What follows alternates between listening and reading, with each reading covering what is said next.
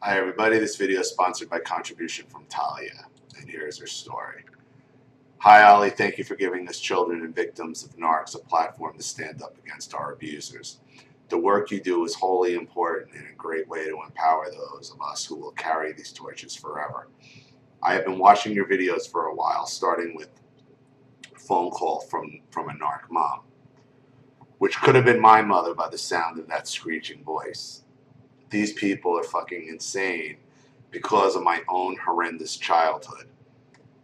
I'd like you to use my real name.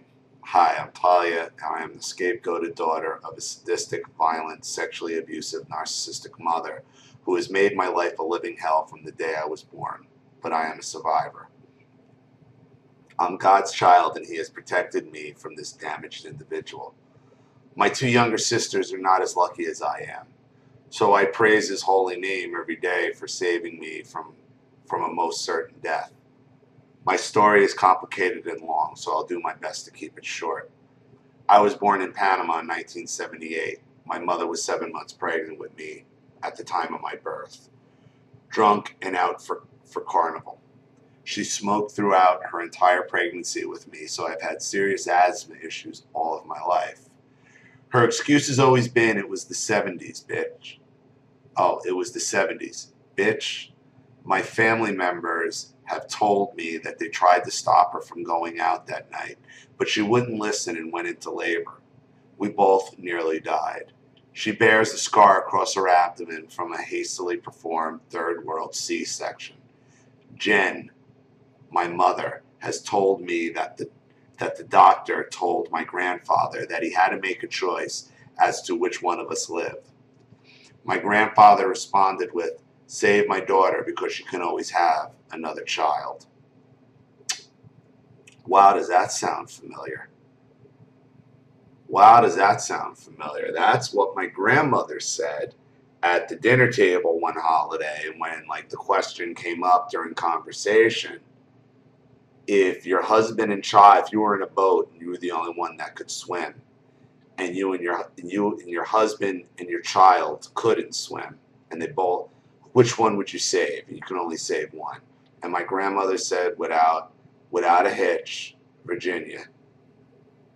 Oh, well, I'd save my husband because I could always have another child. I don't know if I'm going to find another good man. Just so you know, Ollie, my grandfather's actual response was, do your best to save them both. I was out of the hospital in 3 days. My mother stayed for 2 weeks. She held this against me always. I've been a fighter since then, and I'm pretty sure that pisses her off. From a young age, I always knew there was something wrong with my mother. Earliest memory of her was at age 7, when my biological father came to my grandparents' house to beat the shit out of my mother while I watched, terrified behind the couch. My mother poured boiling water on my father that day. You see, my mother got knocked up on purpose to keep my father around. This is something she's confessed to me. When that didn't work out, she abandoned me, so my grandparents took over. My mother left for Russia to study with my father. Yes, seriously. When I was still a newborn. She returned when I was age 3. She said that I was ugly with an afro and still in diapers because my grandparents didn't know how to potty train me right. My father is black and white. My mother is Spanish and Indian. I am a dark-skinned woman with curly hair. I look just like my father. This will be a point for later. I remember my child in Panama being a happy one.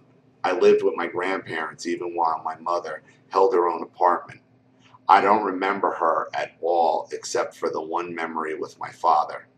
This tells me she was never the fuck around. My grandfather was strict but a loving man. I respected him very much and credited him for my emotional survival. My grandmother was a sweet woman, hard-working seamstress who would sit me on her lap and hug and kiss me dearly. She taught me how to cook. They would both build me up, saying that I was an intelligent child that could do anything I wanted. My grandfather was an author and a college professor. My grandmother was a seamstress. We lived with my uncle and 3 aunts, Mom's younger sisters. I'm a writer just like my grandfather, who stoked my intellectual flame from a young age. If you can't tell, I love my grandparents, and I'm very grateful that they were there for me all of my life. My grandfather's mom was a fucking narc who ruined my mother in middle aunt. He suffered at her hands, scapegoat, while my great aunt was the golden child. When I lived in Panama, I excelled at school and was in several poetry competitions. However, I was on a bottle until age 7 because I had trouble eating, and asthma hospitalized me many times. Because of my health problems, I was on a bottle with maizena, which is a corn-based nutritive that I drank several times a day along with fish soup.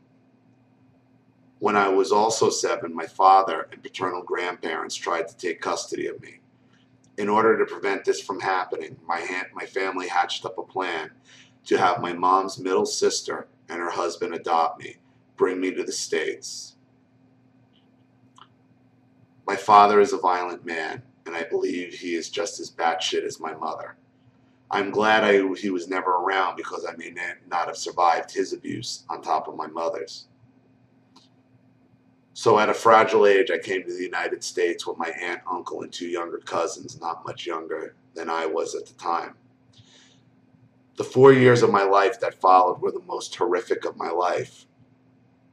My aunt and uncle are narcissistic abusers, and my uncle is very violent and is a very violent man. When I was 9 years old, he slammed my face into a brick ledge outside of our house.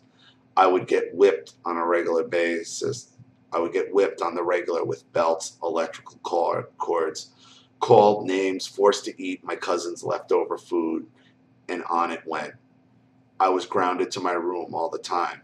I wanted to die and would fantasize what death could be like.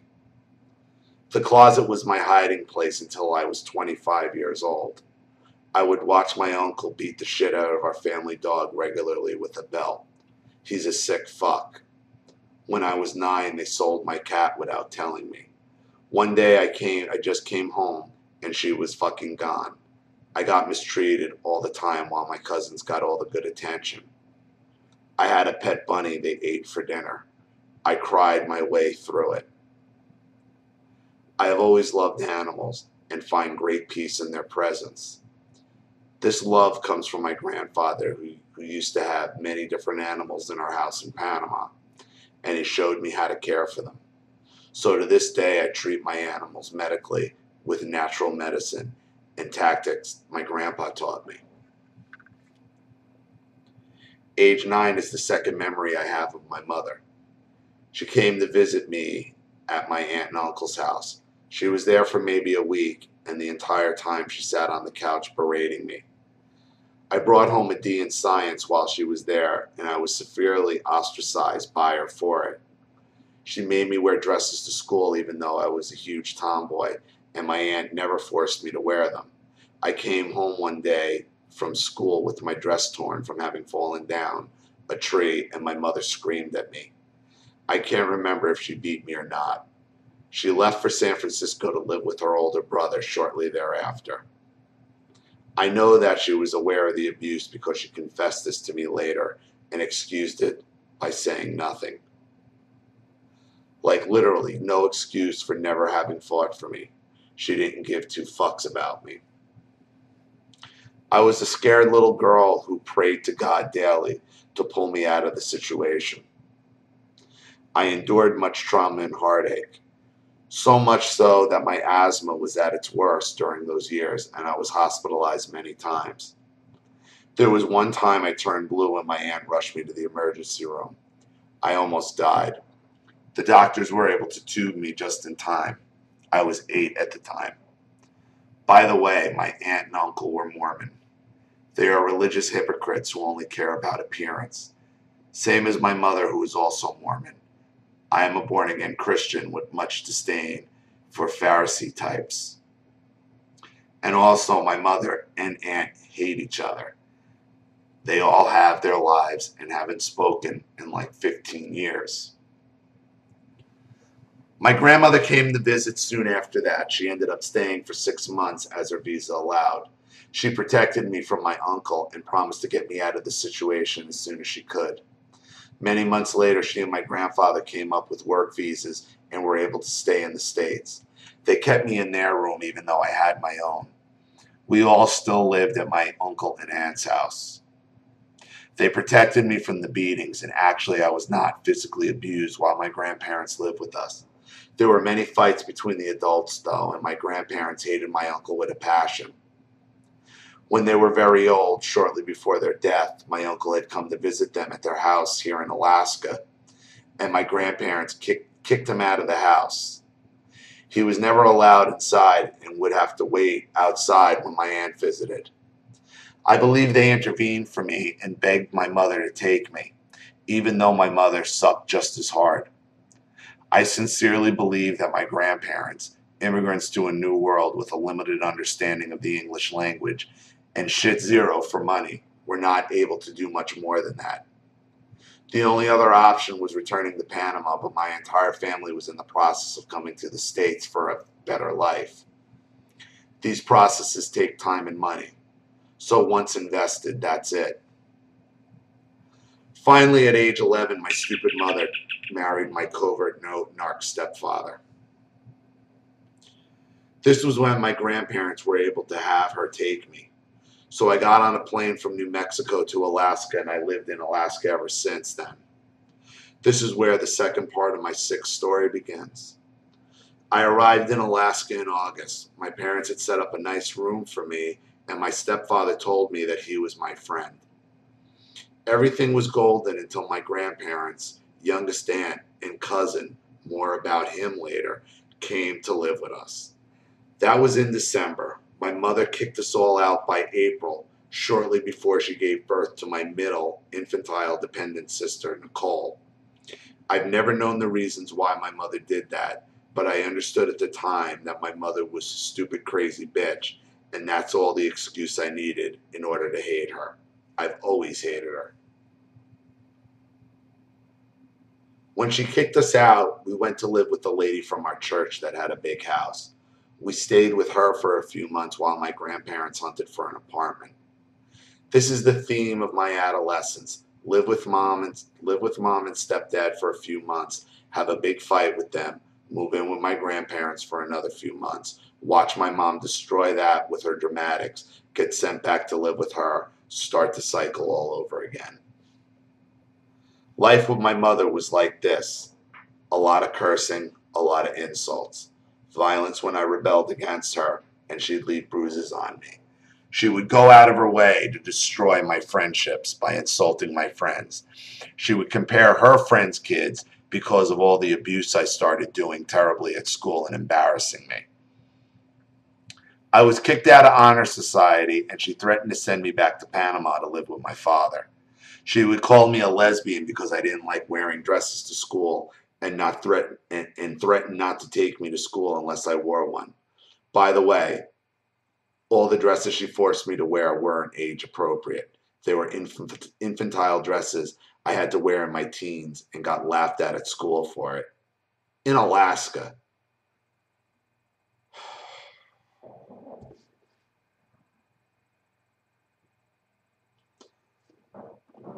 I wasn't allowed to shave my legs and would get beat if I did. So I got made fun of in gym class for that. I wasn't allowed to wear makeup until my junior prom. My mother prevented me from being feminine, never taught me how to look pretty, basically, and instead forbade from it, while at the same time insulting me that I wasn't pretty enough. As a side note, I've been told I'm very pretty and had a flock of boys after me after I hit 16. She fucking hated this and did her best to scare those boys away by insulting them over the phone, stalking them, etc. Crazy shit behavior. I was rebellious and always talked back to her, cursed her out, and fought back physically when she fucking hit me. Of course, it made things worse, but I did it anyway because fuck it, she didn't deserve my respect. And I would tell her that I hated her and that one day I'd cut her off and never look back. Whenever I went to stay with my grandparents, they would tell me that there was something wrong with her and that she was the problem, not me. Months later, my mother would come around crying, begging my grandparents for me saying that she couldn't live without me. And then they would fight for her. And so they would fight her for me, but eventually cave in. All the dramatics I think got to them, and they would send me back to live with her. My mother's older brother has a son, my cousin Joey, who is a year younger than me. He also endured abuse at the hands of my uncle before my uncle passed away. My cousin is half black, although he looks full. My mother would call him a nigger all the time and insult him. So he rarely came over after school. But white people are, all this is going on, remember, white people are the racists. My cousin witnessed many fights between my parents and I. One such brutal incident, my mother was on one of her moody tirades, of which I'm sure many children of narcs are familiar with. You know, they suddenly get shitty with you for no reason. That night, my mother was cooking dinner and I'd had a fight with her, so rightfully refused her food. My stepfather, like always, instigated a fight with me for her, telling me that if I didn't eat, he would hit me.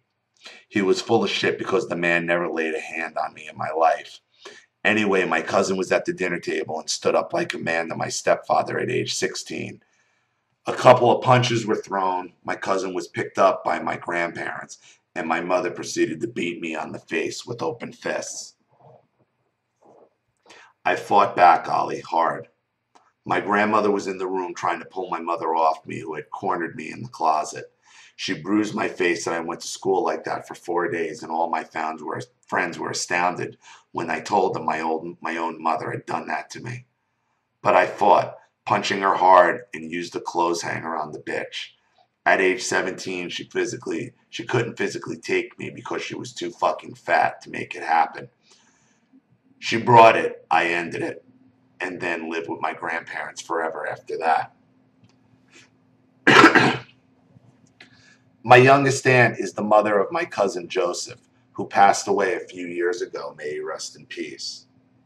He was my mother's golden child until my baby sister was born. She always told us girls that she wished we were boys, and that if we ever had a son, he would be the favorite. It terrifies me now to think that I'm glad that she has no access to us now. Jen always loved to pick on us. Some other things that she used to do to us. My stepfather's mother, also a narc, took custody of my baby sister Ellen the first year of her life. She would kiss my sister's vaginas until they were in grade school. She would buy me thongs and ask me about my sex life, even though I was a virgin, until after high school. She would buy everything from my sisters: private schools, tutors, new clothing, toys, whatever the fuck they wanted. I had to get jobs in high school so I can participate in soccer and theater. I had to pay for my own shit and got secondhand clothing. Everything was always my fault. I had to clean my sister's rooms, bathe them, clothe them, take them to school, help them with their homework, drive them around, cook, clean, do everything she was supposed to have done as a fucking mother. Then she has the balls to say she was a good mom. My mother controls my stepfather. Supposedly they fought constantly. One day I brought my friend home from school with me and walked in on my mother throwing his clothing out the front door. That was super embarrassing. My stepfather wasn't allowed to wash dishes or do any housework because he could never do it good enough. So I did it all until my sisters could, and then they did it all once I moved out. My mother would take pictures of us naked or with bras and panties on. She would tell us how my grandparents sexually abused her, even though everyone in the family says she's fucking nuts and made that shit up. What she means by sexual abuse is that my grandpa would take her to the female doctor to get checked out because she was tramping around, and my grandmother wanted to make sure she didn't have STDs. She would make fun of me with my boyfriends and make me feel awkward when they were around. I secretly think she harbored sexual fantasies towards my boyfriends. Yeah. And she's jealous of any woman. If you were Sun Tzu, it would have been fine. Because she wants to be pampered by a Sun husband. And women to her were useless, nothing more than competition. I moved out at 19 and my mother didn't speak to me for 6 months because of it, saying that I had disappeared. I had disappointed her by not moving out as a married woman like they do in Panama. She's a fucking hypocrite. Anyway, my adult years were the same, except I lived on my own. She would pick fights with me at my grandparents' house and they would always have to step in. She used my younger sisters as flying monkeys constantly. When I was 22, I was temporarily living with my grandparents while I searched for an apartment. My parents lived there also, plus 3 of my cousins. One day, I was baking a cake from my boyfriend's birthday, and my stepfather ate it while it was cooling. I checked him on it, and he complained to my mother, who started insulting me because I had used her pan. The pan was actually my grandmother's. My mother proceeded to beat me with her fists again. My stepfather watched and did nothing. My 2 cousins ran upstairs to pry her off me, but I was able to get in a good fucking kick before they pulled us off one another. My mother went into a dramatic scene saying her heart hurt, and she collapsed on the floor. My stepfather said he was going to call the cops, but my grandmother grabbed me by the arm and ran outside with me. She told me that she had to call the paramedics and that my mother was going to lie about me. She didn't want me to get arrested, so she told me to go to my aunt's house, so I did. I think my grandmother was scared. I saw the fear in her eyes and she probably didn't know what to do. This shit really pissed me off too, because I ended up moving in with my boyfriend at the time and my mother harassed me there too. Many Christmas dinners I spent alone because I didn't want to be near her. Whenever she insulted me, I told my grandfather, who would stand up for me, and my mother said I was coming between them. I went no contact for 6 years. During that time, I fought an eating disorder that almost killed me. I went to useless therapy and battled against feelings of worthlessness, suicide, and self-loathing. Because this is so long now, here is where I am now. I am 38 years old. I've been happily married to a wonderful man who my mother hates and tried to break us up many times for 5 years. We've been through marital and individual counseling with a Christian therapist who understands narcissism since he himself had the same abusive childhood. Many times he identified abuse in my stories without me even realizing it. He has saved our marriage and our lives. I have been no contact with my parents and sisters for 2 years, and that's another email altogether. My mother has triangulated us perfectly. My baby sister loves me, but hates my middle sister. My middle sister insults both of us and lives off my parents' money at age 26. I've tried many times to get them to see the truth, and they tell me to forgive my mother and forget the past. I have forgiven her, but I still hate her. My middle sister has been trying to contact me for months now, but she's insane if she thinks I'm ever going back to the abuse. I know the entire truth now and live a life filled with love, grace, and reliance on the Lord. My husband is supportive of my no contact. He comes from a wonderful, loving, normal family who loves me, accepts me, and are seriously what I've always dreamed of. I have a stepson who has a narc mom, and it's really hard to watch him getting destroyed by her after my experiences. He is 8, but we have hopes he's going back to court again when his bid order and getting him for good away from her. My stepson's mother is a covert narc. Anyway, I wanted to share my story because I have felt so empowered by those and others and others and yours. Thank you for allowing me the chance to share this and hopefully help someone by triggering memories. I will definitely be giving a contribution after sending this email. God bless you and your wife. And there is a second part to this.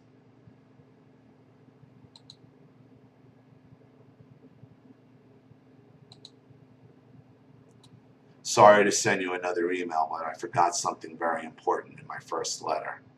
My mother used to force me to shower twice a day, and if I didn't, there would be hell to pay.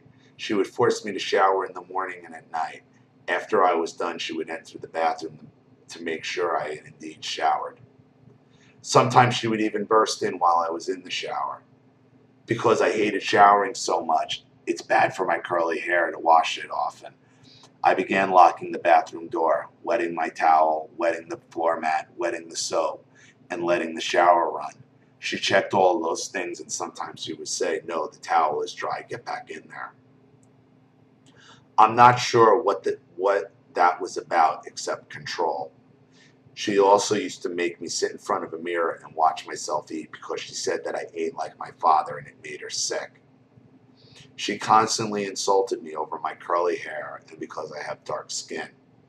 My sisters are half white with curly hair as well, which they bleach and straighten. My mother has perfectly straight Indian hair, which she also bleaches. I am the only one that maintains my curly hair, even though I straightened it for a few years.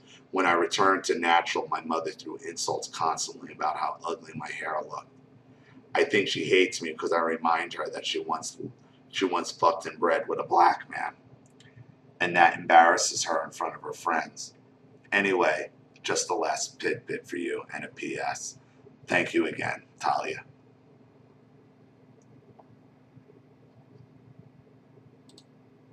Wow.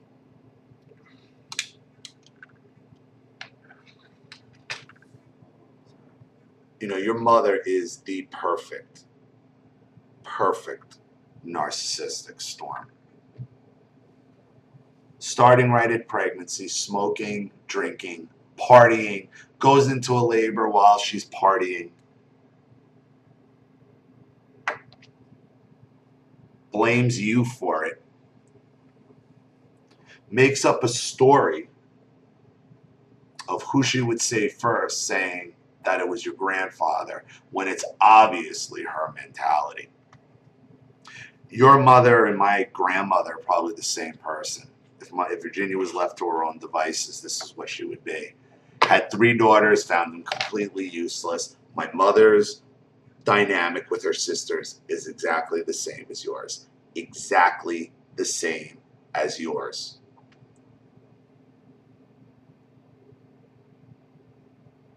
The chaos of so many people moving into a new country, living in the same addresses, multiple addresses,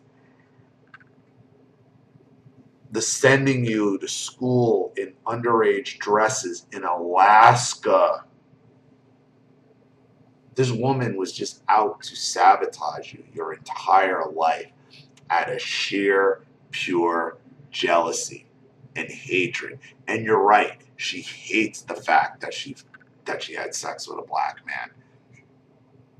She's a racist. I mean, it's the whole bag. It's the whole bag. She's violent.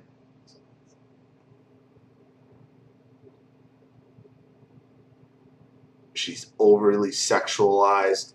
There's other people overly sexualized. It's that whole dynamic. And I hate to say it again. It's again another Latin culture dynamic, very similar to what Charlene did, had to endure. And I'm not saying it's all Latinos. I'm not. But I'm telling you, the ones coming from these third world cultures, it permeates, narcissism permeates in it, and it just permeates abuse. And even even Talia's telling you that.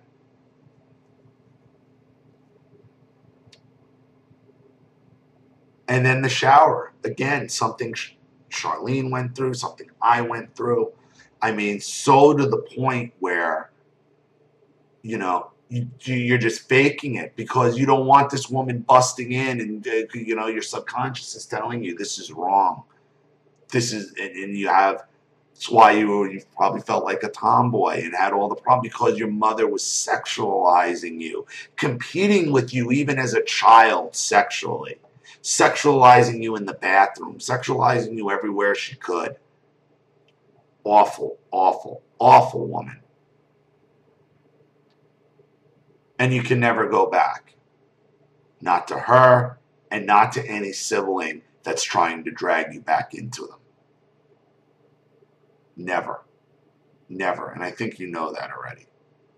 I think you know that already. There is no looking back here. The longer you keep the narcissist around, the more they're going to try to destroy you. And that's what you got here. You just got the narcissist, and they're never good. The narcissist will never stop trying to destroy you. Never. They will never stop sending their flying monkeys, their enablers, their lying, their abuse. They will throw tactics, fake heart attacks, say you assaulted them. You don't know. You don't even see them coming. Stay away from these people. But I think you know that. So, thank you so much for your contribution and sharing your story. I'm sure it's going to trigger a lot of memories with a lot of people. I mean, I see so many similarities in your story and mine, and in so many different people in my life. So, thank you very much. And, it's obvious you're an author or a writer, because this is very well written and very easy to read. So, you should really be proud of that as well. Coming from Panama, learning a second language, the whole nine. Your writing skills are very, very good. So thank you once again. Thank you to everybody watching. Please leave any advice or opinions in the comment section below. And again, if you want your story read on the channel, you have a topic you'd like me to cover, or a narcissist you'd like to expose, you know what to do with the PayPal and my email links in the description box. I'll have the video right back to you. This is Ollie Matthews. Thanks for watching. See you all again soon. Bye, everybody.